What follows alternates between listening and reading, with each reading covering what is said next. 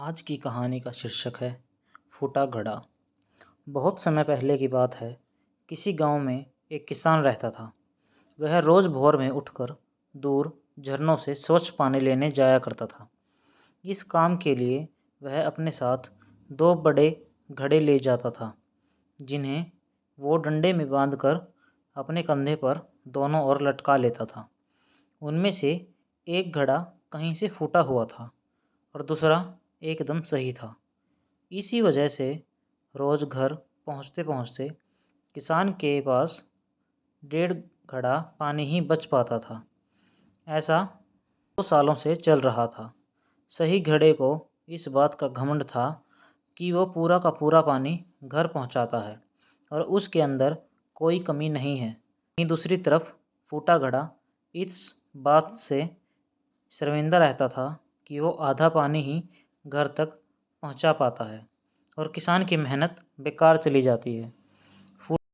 फूटा घड़ा ये सब सोचकर बहुत परेशान रहने लगा और एक दिन उससे रहा नहीं गया।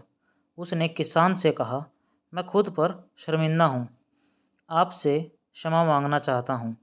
क्यों? किसान ने पूछा। तुम किस बात से शर्मिंदा हो?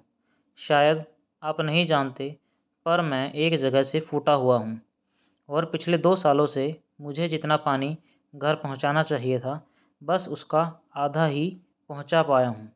मेरे अंदर ये बहुत बड़ी कमी है और इस वजह से आपकी मेहनत बर्बाद होती रही है। फूटे घड़े ने दुखी होते हुए कहा।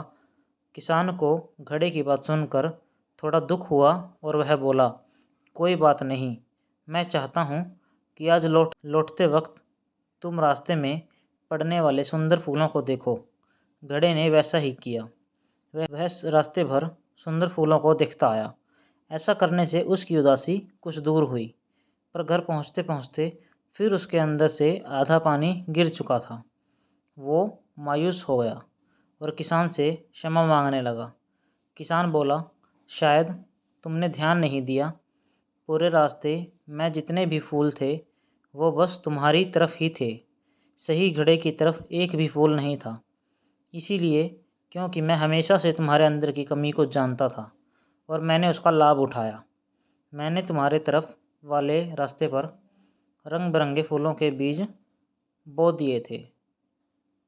तुम रोज़ थोड़ा थोड़ा करके उन्हें सींचते रहे और पूरे रास्ते को इतना खूबसूरत बना दिया।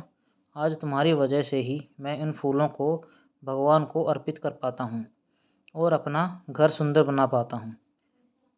तुम ही सोचो, अगर तुम जैसे हो वैसे नहीं होते तो भला क्या मैं ये सब कुछ कर पाता।